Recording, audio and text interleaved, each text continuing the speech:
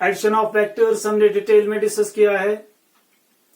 अब हम कुछ न्यूमेरिकल प्रॉब्लम जो एडिशन ऑफ वेक्टर्स के मुतालिक होंगी वो हम आज सॉल्व करेंगे। तो एडिशन ऑफ वेक्टर्स में हमने देखा if two vectors are acting simultaneously on a particle in two different directions. मान लीजिए यहां पे पार्टिकल है एट पॉइंट ओ, तो ये है एक vector A, this vector B, and suppose theta with the angle between them.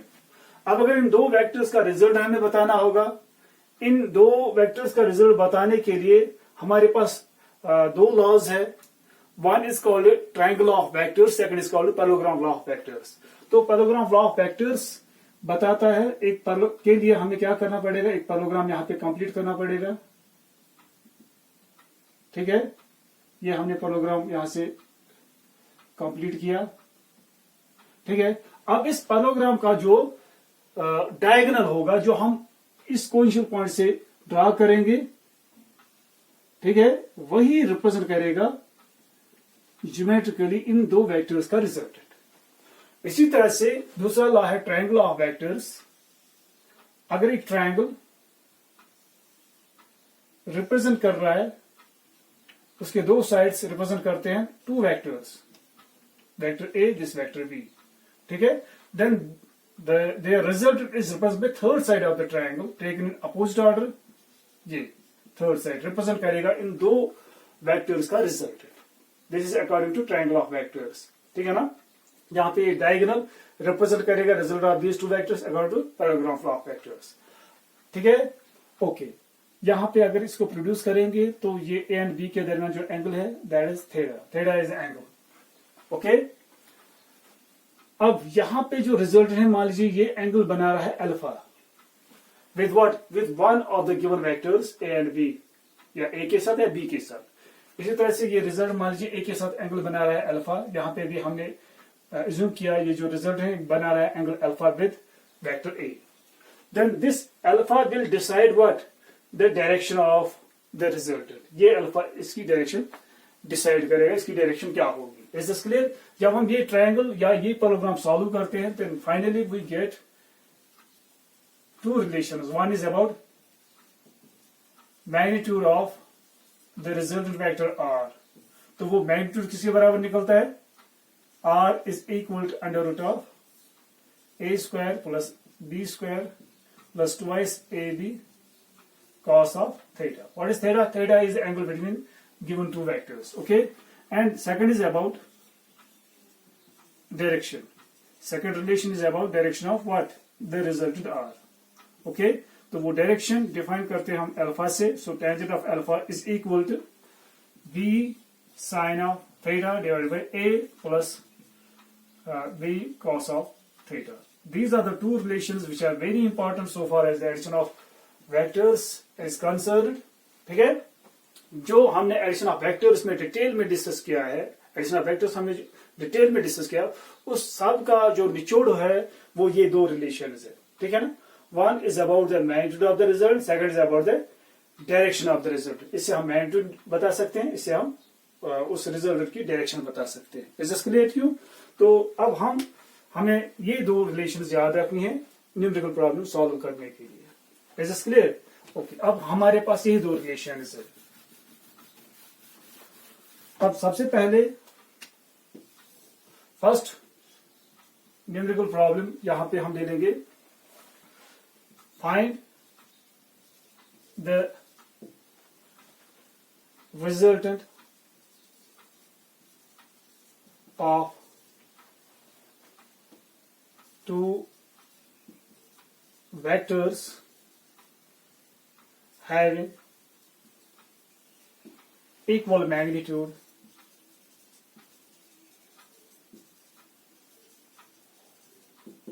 and making an angle theta with each other। तो ये पहली न्यूमेरिकल प्रॉब्लम है, बहुत ही इंपॉर्टेंट न्यूमेरिकल प्रॉब्लम है ये। दो वेक्टर है हमारे पास, टू वेक्टर्स, मगर उन दोनों का मैग्नीट्यूड क्या है, इक्वल, हैविंग इक्वल मैग्नीट्यूड। तो यहां पे ले लेंगे दो vectors, this is suppose vector A, तो यहां से दूसरा वेक्टर है वेक्टर बी, दोनों का जो मैग्नीट्यूड है बराबर है, इन दोनों की जो लेंथ होगी वो बराबर होगी। And make an angle theta with each other, इनके दरमियान जो एंगल है वो है थीटा। पर एक कंडीशन है यहां पे, इसमें हमने एक कंडीशन पुट करनी है, क्या है, दोनों वेक्टर्स का जो मैग्नीट्यूड है वो बराबर है। ठीक है, तो यहां पे लिखेंगे फिर इसका solution, from the given condition magnitude of A is equal to magnitude of B, दोनों का मैग्नीट्यूड बराबर है, या इस तरह लिख सकते हैं ए इज इक्वल टू बी। अब हमें रिजल्टेंट बताना है किसके बराबर होगा। वी नो हमारे पास एक रिलेशन है रिजल्ट के लिए, वो क्या है, R is equal to under root of A square plus B square plus twice A B cos of theta, ये हमारे पास रिलेशन। अब इसमें ए के बदले बी पुट कर सकते हैं, बी के बदले ए पुट कर सकते हैं। चलिए बी के बदले हम ए पुट करेंगे, तो क्या बनेगा यहाँ पे, क्योंकि दोनों का मैग्नीट्यूड बराबर है, तो यहाँ पे आएगा ये ए स्क्वायर, ऐसे रहने देंगे, बी के बदले ए लिखेंगे तो ए स्क्वायर आएगा यहाँ पे, plus twice A B, B के बदले भी ए लिखेंगे, ये ए आएगा यहाँ पे cosine of theta. Okay, and then it becomes A square plus A square, ये बनेगा 2 times A square plus twice A into A square बनेगा यहाँ पे cosine of theta. And then यहां से 2a स्क्वायर कॉमन आएगा, twice A square, they remain inside, इसके बदले 1 प्लस ये बाहर निकला तो यहाँ पे cosine of theta. Okay, and now यहाँ पे एक आइडेंटिटी यूज करेंगे हम, एक ट्रिग्नोमेट्री का एक फॉर्मूला है, addition formula, that is since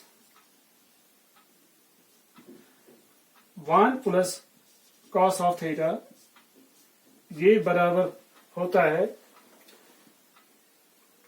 twice cos square theta divide by 2। तो यहां पे इसके बदले हम ये पुट कर सकते हैं। ठीक है, ये एक आइडेंटिटी है, एडिशन फॉर्मूला है ट्रिग्नोमेट्री में, तो ये यहां पे हम यूज करेंगे। तो you will get R is equal to under root of twice A square, तो यहां इसके बदले आएगा twice cos square theta by 2। ठीक है, ओके, अब इसके बाद यहां पे then this resultant is equal to 2 and 2, ये बनेगा 2 square A square cos square theta divide by 2। ठीक है, अंडर रूट, तो यहां पे हम इसको लिख सकते हैं under root of twice A cos theta by 2 square, ये स्क्वायर रूट कैंसिल हो जाएगा, and then R is equal to twice A cos of theta divided by 2. This is the final expression for the resultant. ठीक है, so resultant is equal to twice a cosine of theta by 2. Is this clear? और इस तरह भी लिख सकते हैं twice b cos of theta by 2, क्योंकि दोनों का रिजल्ट यानी कि जो मैग्नीट्यूड है वो बराबर है। या twice a cos theta by 2 आप लिख सकते हो, या twice b cos of theta by 2. Is this clear to you? Okay. अब इसी तरह से डायरेक्शन कि हमें बताना है रिजल्ट का मतलब है उसका मैग्नीट्यूड भी बताना है, उसकी डायरेक्शन भी बतानी है। अब इसके बाद डायरेक्शन देखेंगे इसकी क्या होगी। Direction of the resultant vector, okay, it is defined by tangent of alpha, वो किसके बराबर है, B sine of theta divide by A plus B cos of theta. ये हमारे पास रिलेशन है, ये यूज करेंगे। तो as we know A is equal to B, B is equal to A, तो हम लिख सकते हैं बी के बदले भी ए ही लिख सकते हैं, sine of theta divide by यहाँ पे ए प्लस बी के बदले भी ए लिख सकते हैं कॉस ऑफ थीटा। तो ए ऊपर नीचे कैंसिल हो जाएगा, we will get sine theta divide by 1 plus cos of theta. इसको और सिंप्लीफाई करेंगे हम, यहां पे लिख सकते हैं sine of twice theta by 2, ठीक है, divide by 1 plus cos of, इसके बदले यहां पे फिर से ये 1 प्लस कॉस थीटा जो अभी हमने यूज किया है, इसके बदले हम लिख सकते हैं twice cos square theta by 2. Is this clear? This is sin twice theta by 2. 2 cancel हो जाएगा, फिर से sin theta आएगा यहाँ पे. तो यहाँ पे एक आइडेंटिटी यूज करेंगे हम. Addition formula sin twice theta by 2 वो किसके बराबर होगा? twice sin theta by 2 cos of theta by 2. Okay, divided by twice cos square theta by 2. Is this clear? शाबाश. यानी कि यहाँ पे एक फॉर्मूला है साइन ऑफ ट्वाइस थीटा. वो किसके बराबर होता है? वो होता है twice sine theta cos of theta. ये आइडेंटिटी हमने यहाँ पे यूज की है. Sine of twice theta, this is theta is theta by 2. Okay, तो यहाँ पे हमने यही फॉर्मूला यूज की है. Sine of 2 theta it is twice sine theta cos theta. Is this clear? तो यहाँ पे 2 कैंसिल हो जाएगा. कोसाइन थीटा बाई 2 एक कैंसिल हो जाएगा. There remains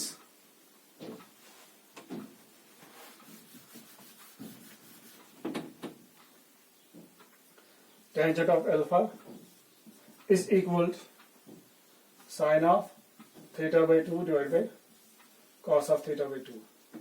And sin theta by cos theta is tangent theta. Tangent of theta by 2. Tangent of alpha. Tangent cancels, so this implies that alpha is equal to theta by 2. Is this clear to you? तो it means that अगर दो vectors act करते होंगे in different directions मगर उन दो vectors का magnitude बराबर होगा, उस वक्त अंडर डायरेक्ट कंडीशन जो मैग्नीट्यूड ऑफ द रिजल्ट होगा वो होगा twice B cosine of theta by 2. ठीक है, एंड उसकी डायरेक्शन होगी alpha equal to theta by 2. Is this clear to you? तो उस वक्त हम यही दो रिलेशंस डायरेक्टली यूज कर सकते हैं. ठीक है, तो उस वक्त हमें ये दो रिलेशन यूज करने की जरूरत नहीं होगी. तो याद रखना, अगर दो वेक्टर्स एक्ट कर रहे होंगे on a particle in two different directions, under this condition उनका मैग्नीट्यूड बराबर होगा, देन जो रिजल्टेंट होगा, रिजल्ट किसके बराबर होगा? Twice A cos of theta by 2. ये फॉर्मूला याद रखनी है. ये हम तब यूज कर सकते हैं, डायरेक्टली हम यूज कर सकते हैं, इससे टाइम बच सकता है, हम जल्दी सॉल्व कर सकते हैं. अगर उनका मैग्नीट्यूड, दो वेक्टर्स का मैग्नीट्यूड बराबर होगा और उसकी डायरेक्शन क्या होगी? Alpha is equal theta by 2, half of the angle between the given two vectors. इनके दरमियान जो एंगल होगा थीटा, उसका हाफ, ठीक है ना, वो होगी direction of the resultant. Is this clear to you? Okay, मतलब उस वक्त जो रिजल्टेंट होगा वो ए के साथ जितना एंगल बनाएगा थीटा बाई 2, उतना ही एंगल वो बी के साथ भी बनाएगा. ठीक है, ए के साथ जितना एंगल बनाता है वो उतना ही एंगल वेक्टर बी के साथ बनाता है. ऐसे वो बीच में होगा. उस वक्त जो रिजल्ट होगा वो दोनों वेक्टर के बीच में होगा. वो जो दो वेक्टर्स के दरमियान जो एंगल है उसको बाइसेक्ट करेगा. Is this clear to you?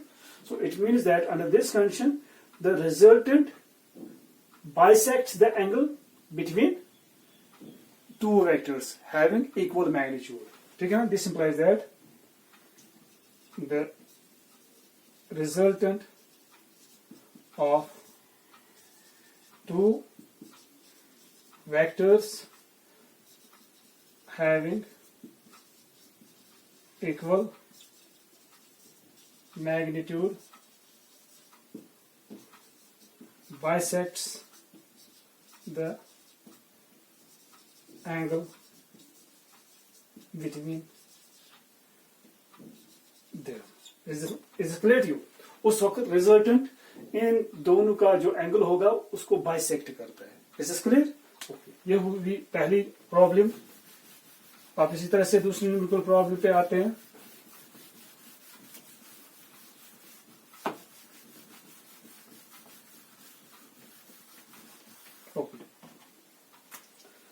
Problem number 2. मान लीजिए two forces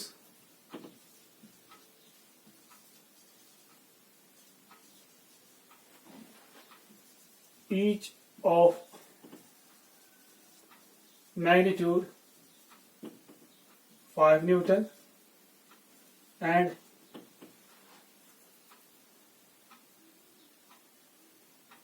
(60° be the angle between there. ठीक है, find the value and direction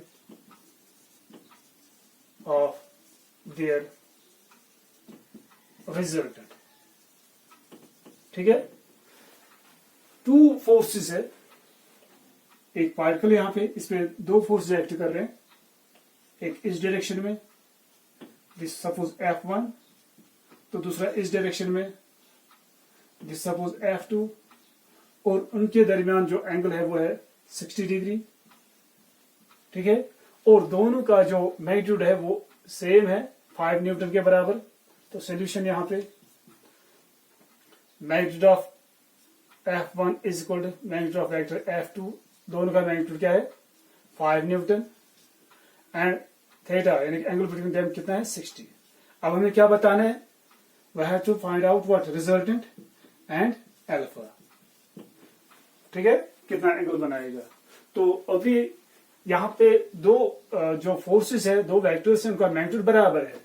तो हम क्या यूज करेंगे, जो अभी मैंने स्पेशल केस हमने अभी डिस्कस किया है, वही वहां पे जो रिलेशंस हमने डिराइव किए हैं वो हम डायरेक्टली यूज कर सकते हैं. It is not necessary to use these relations, basic relations. ये बेसिक रिलेशन यूज करने की जरूरत नहीं है, ये भी हम यूज कर सकते हैं, फिर इनको सॉल्व करना पड़ेगा, फिर से वही रिजल्ट आएगा. ठीक है, तो हम टाइम बचाने के लिए डायरेक्टली यूज कर सकते हैं. वही नो क्या रिलेशन है हमारे पास, magnitude of the resultant is equal to twice A cos of theta by 2. तो ये रिलेशन हम डायरेक्टली यूज कर सकते हैं. Twice A, what is A is 5, तो 5 आएगा यहाँ पे. Cosine of theta is 60 divide by 2, तो ये बनेगा 10 टाइम्स, ये बनेगा 30 cos of 30. Okay, and cos of 30 as you know that it is under root of 3 divide by 2. 2 5 are 10, ये बनेगा 5 टाइम्स रूट 3 न्यूटन. ये आया रिजल्ट, मैग्नीट्यूड ऑफ रिजल्ट. अब है डायरेक्शन. ठीक है, ट्रांजिट ऑफ वो अल्फा, ये यूज करने की जरूरत नहीं है. अगर मैग्नीट्यूड दोनों का बराबर होगा उस वक्त जो डायरेक्शन होगी अल्फा वो होगा half of the angle between the two, because it bisects, the result bisects the two vectors if the two vectors are of same magnitude. ठीक है, तो यहां पे आएगा थीटा के बदले 60 लिखेंगे डिवाइड बाई 2, तो आएगा 30 डिग्री. तो उस वक्त जो एंगल होगा रिजल्टेंट और one of the given force के दरमियान वो होगा 30 डिग्री. Is this clear? इस तरह से हमने डायरेक्शन भी बता दी और मैग्नीट्यूड भी बता दिया जल्दी, इसमें हमें टाइम बच गया. ठीक है, okay.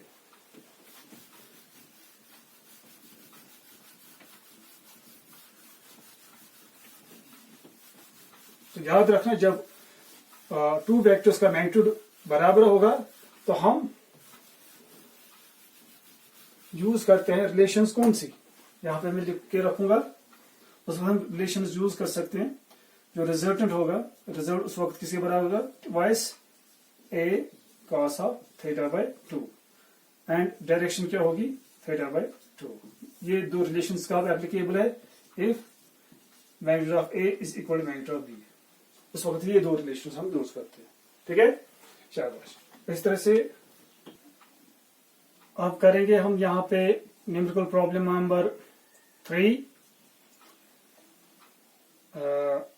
The magnitude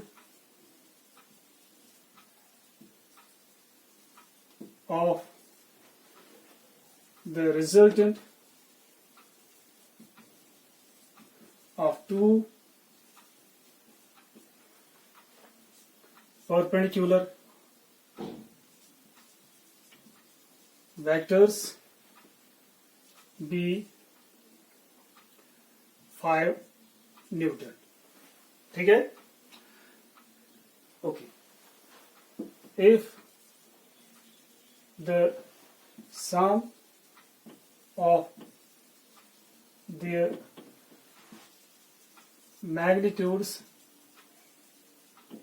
is 7 Newton, find the value of the to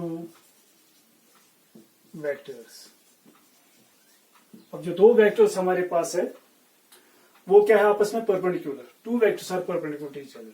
मान लीजिए यहां से वेक्टर ए है, यहां से वेक्टर बी है, they are perpendicular to each other from the given condition. The magnitude of the result of two perpendicular vectors, अब इनका जो रिजल्ट होगा उसका मैग्नीट्यूड वो क्या है, 5 न्यूटन के बराबर। इसका मतलब ये जो वेक्टर्स है फोर्स वेक्टर्स है, ठीक है, okay. 5 newton, newton is the unit of force, so ये भी फोर्स है, ये भी फोर्स है, they are perpendicular to each other. तो इनका जो रिजल्ट है उस रिजल्ट का जो मैग्नीट्यूड है वो 5 न्यूटन के बराबर। If the sum of their magnitudes, अब a प्लस बी अगर करेंगे इनका मैग्नीट्यूड वो 7 न्यूटन के बराबर निकलता है। Find the value of the two vectors, अब हमें दो वेक्टर्स का जो वैल्यू होगा वो क्या होगा वो बताना है। अब यहाँ पे ये सॉल्व करेंगे, बहुत ही सिंपल न्यूमेरिकल प्रॉब्लम है। तो सबसे पहले लिखेंगे गिवन कंडीशंस क्या है, theta, angle between these two vectors वो क्या है 90, ओके। और क्या दिया हुआ है, magnitude of the resultant R, वो कितना है 5 न्यूटन के बराबर, ठीक है। And the sum of their magnitudes, यानी कि A force A plus force B दोनों का जो मैग्नीट्यूड है वो ऐड करेंगे, वो 7 न्यूटन के बराबर निकलता है, ठीक है। Then find the value of two force vectors, यानी कि ए का वैल्यू हमें बताना है एंड बी का वैल्यू क्या होगा वो हमें बताना है, ठीक है, ओके। यहां से रिलेशन यूज करेंगे, वी नो रिजल्टेंट के लिए जो रिलेशन है वो क्या है, r is equal under root of A square plus B square plus twice A B cos of theta. What is theta here 90। जब 90 यहाँ पे पुट करेंगे cos 90 0, ये टर्म 0 बनेगी, तो ये टर्म खत्म हो जाएगी यहाँ से। तो हम ये रिलेशन यूज कर सकते हैं फॉर परपेंडिकुलर वेक्टर्स, ठीक है। Put for r is 5 is equal under root of A square plus B square. इसको सिंप्लीफाई करेंगे, squaring on both side, this will become 25 is equal to A square plus B square, और वो क्या rate is A square plus B square is equal to 25। Keep it number 1। अब इसके बाद again from the given condition A plus B किसके बराबर है 7। Is this clear, okay. This is question number 2। Solve these two relations, ये आपस में solve कर सकते हैं, ठीक है। या और हम लिख सकते हैं यहाँ पे a is equal 7 minus B, ठीक है, 7 माइनस बी। तो ये इसमें हम पुट कर सकते हैं and it will become, A के बदले लिख सकते हैं 7 minus B whole square plus B square is equal to 25, okay. अब ये सिंप्लीफाई करना पड़ेगा, यहाँ पे ये बनेगा 7 square plus B square minus 14 B plus B square is equal 25। अब इसके बाद ये बनेगा यहां से B square and B square 2 B square, यहां से बनेगा 7 स्क्वायर हो गया 49, ठीक है। फिर है माइनस ये 49 हम शिफ्ट करेंगे, यहाँ पहले लिखेंगे 2 बी स्क्वायर, अब आएगा माइनस 14 बी, 7 स्क्वायर बनेगा प्लस 49, 25 शिफ्ट करेंगे यहाँ पे माइनस 25 इज इक्वल टू 0। ये बनेगा 2 बी स्क्वायर माइनस 14 बी। अब भी सिंप्लीफाई करेंगे, यहाँ पे माइनस करेंगे, 49 में से 25 काटेंगे, ये बनेगा प्लस 424 इज इक्वल टू 0, ठीक है, ओके। अब यहां से इसको यहां पे सॉल्व करेंगे, डिवाइड बाय 2, तो ये बनेगा B square minus 7 B plus 12 is equal to 0, ठीक है। यहाँ इसके फैक्टर्स निकालेंगे, इसको सॉल्व करेंगे, ये बनेगा बी स्क्वायर माइनस 7b के बदले हम लिख सकते हैं 3b minus 4b, plus 12 is equal to 0। इन दो में से b कॉमन ले लीजिए, d remains inside b minus 3। इन दो में से माइनस कॉमन ले लीजिए, 4 कॉमन ले लीजिए, तो ये बनेगा प्लस b प्लस ये बनेगा माइनस माइनस माइनस फिर से प्लस बनेगा, ये बनेगा 3, 4 3 से 12 आएगा वापस। ठीक है, ओके। अब इन दो में से b माइनस 3 इस टर्म में भी है, इस टर्म में भी है, b माइनस 3 a कॉमन ले लेंगे, दे रिमेन्स इनसाइड, इसके बदले b माइनस इसके बदले 4। Is this clear? So this implies that या b का वैल्यू है प्लस 3 और b is equal to minus 4। b is equal to plus 3 and b is equal to minus 4। Is this clear? Okay, तो जो minus 4 है ये neglect करेंगे, is neglected because हम जब हम मैग्नीट्यूड की बात करते हैं वहां पे नेगेटिव नहीं आता है, मैग्नीट्यूड हमेशा पॉजिटिव होता है, तो मैग्नीट्यूड की हम बात कर रहे हैं, तो यहां पे ले लेंगे b is equal to plus 4। ठीक है, अब खाली ये b का वैल्यू क्या निकला यहां से, b is equal to plus 4, 4 है इसका वैल्यू। अब यही वैल्यू हम पुट करेंगे यहां पे इस रिलेशन में, using an a plus b is equal to 7। तो जब हम यहां पे पुट करेंगे तो यहां से a का वैल्यू निकलेगा, वो निकलेगा 7। जब b का वैल्यू 4 देंगे तो शिफ्ट करेंगे यहां से, तो बनेगा -4, यहां से निकलेगा a is equal to that is 3। Is this clear? तो वैल्यूज क्या आए यहां से, a का वैल्यू क्या निकला 4 एंड b का वैल्यू निकला 3। ये दो वेक्टर्स होंगे, vector a and vector b, ये उनका मैग्नीट्यूड होगा, उनका वैल्यू होगा। वेक्टर a का जो वैल्यू होगा वो 4 होगा एंड वेक्टर b का जो वैल्यू होगा वो 3 न्यूटन होगा। Is this clear?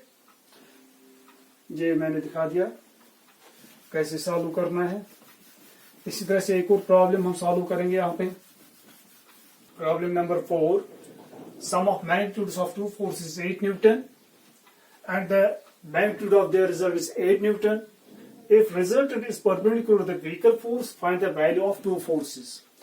मतलब एक पार्टिकल है, इस पर दो फोर्स एक्ट कर रहे हैं,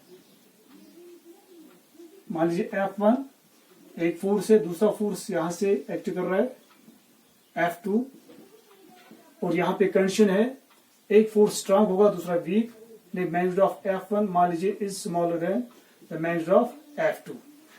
ठीक है, F1 फोर्स वीकर है then F2 force. Is this clear? Okay. और दोनों का जो मैग्नीट्यूड है अगर उनको ऐड करेंगे, the sum of magnitude of two force is 8 newton, वो 8 न्यूटन के बराबर है। और एक और कंडीशन है, अब जो रिजल्टेंट इन दोनों का होगा वो होगा perpendicular to the weaker force. जो रिजल्ट इन दोनों का है, मान लीजिए F इज द रिजल्टेंट, वो होगा perpendicular to the weaker force. Is this clear? These are the conditions. अब हमें क्या बताना है, magnitude of F1 and magnitude of F2। अब ये देखते हैं कैसे करते हैं सोल्यूशन यहाँ पे। Okay, from the given condition क्या दिया हुआ है, F1 plus F2, sum of magnitude of two force it is 8 newton. Okay, keep it number 1। Is this clear? Okay, अब इफ द रिजल्ट और उनका रिजल्ट दैट इज F, वो किसके बराबर है, magnitude of the resultant is 4 Newton. Is this clear? Okay, अब यहां पे हम इनको सॉल्व करने के लिए हम ले लेंगे यहाँ पे एक राइट एंगल ट्रायंगल। अगर ट्रायंगल यूज करेंगे, this right angle triangle here. ठीक है, okay, OPQ is a right angle triangle. मान लीजिए OP रिप्रेजेंट कर रहा है F1, PQ रिप्रेजेंट कर रहा है second force F2, then their resultant is represented by third side drawn in opposite order, taken in opposite order. This it represents the resultant F. Is this clear to you? अब देखिए ये F1 and F2, it is clear from this diagram that F2 जो है magnitude वो stronger होगा then F1. Is this clear? Okay. अब जो resultant है दोनों का वो है perpendicular to the weaker force. Is this clear? तो ट्रायंगल लॉ भी हम यूज कर सकते हैं। अगर यहाँ पे पैरेललोग्राम कंप्लीट करेंगे तो पैरेललोग्राम लॉ भी यूज कर सकते हैं हम इस तरह से। ठीक है, पैराग्राफ लॉ ऑफ वेक्टर्स का भी इस्तेमाल कर सकते हैं हम, ट्राइंगल लॉ का भी इस्तेमाल कर सकते हैं। ओके, नाउ अब ये ट्राइंगल ले लेंगे according to Pythagoras theorem, according to Pythagoras theorem. शाबाश, क्या कहते हैं पाइथागोरस थ्योरम? क्या है? Hypotenuse square, that is f2 square is equal to base square. What is base? It is f1 square plus perpendicular square. Perpendicular is f square. Is this clear? Okay. अब यहां से f2 लिखेंगे, f2 square, ये shift करेंगे left side, it will become minus f1 square is equal to f square. Is this clear? समझ आ रहा है ना यहां तक? ठीक है, f2 square minus f1 square is equal to f square. Okay. From the given condition the resultant magnitude of the result कितना है? 4 न्यूटन, वो यहाँ पे पुट करेंगे, ये बनेगा f2 square minus f1 square is equal 4 square. ठीक है, तो बनेगा ये f2 square minus f1 square is equal 60। ठीक है, इसके बाद यहां पे लिखेंगे हम this is a square minus b square, इसके बदले हम लिख सकते हैं f2 minus f1 into f2 plus f1 is equal to 16। ऐसा क्यों लिखा? Because a square minus b square किसके बराबर होता है? a minus b into a plus b। ठीक है, यही फॉर्मूला हमने यहाँ पे यूज किया है। This is f2 square minus f1 square it is equal to f2 minus f1 into f2 plus f1। Okay okay, using equation number 1, ठीक है ना, f1 plus f2 sum of forces वो किसके बराबर है? 8। यहां पे यूज करेंगे, वो कह रहे as f2 minus f1 into 8 is equal 60। ठीक है, ओके, यहां पे कैंसिल हो जाएगा, 8 1 8 2 16, ये बनेगा f2 minus f1 is equal to 2। ठीक है, this is another relation, equation number 2। अब फर्स्ट एंड सेकंड जो है ये सॉल्व करेंगे। अब यहां से आप इसको रब करते हैं। अब हमारे पास दूसरी रिलेशन है f2 minus f1 it's equal to 2। ठीक है, कीप इट 2 सेकंड। इनका क्या करेंगे हम? यहां पे adding first and second add कीजिए इनको। जब हम ऐड करेंगे f1 कैंसिल हो जाएगा, ये बनेगा 2 f2 is equal 8 Newton 2 Newton हुआ 10 न्यूटन, तो f2 आएगा यहां से 5 न्यूटन, 2 1 2 5। ओके, तो f2 निकला 5 न्यूटन। अब f2 पुट करेंगे इसमें यूजिंग इन इक्वेशन फर्स्ट या इक्वेशन सेकंड में, जैसी मर्जी है आपको, फर्स्ट में पुट कीजिए, सेकंड में पुट कीजिए, you will get f1 is equal to 8 minus f2 that is 5, तो आएगा यहां से 3 न्यूटन। तो f1 का भी वैल्यू आ गया। इस तरह से हमने f1 का वैल्यू डिटरमाइन किया, तो f1 का भी और f2 का भी वैल्यू हमने निकाला। Is this clear too? खाली हमने ये ट्रायंगल सॉल्व करना है, पाइथागोरस थ्योरम से हमने इसको सॉल्व कर दिया। Is this clear to?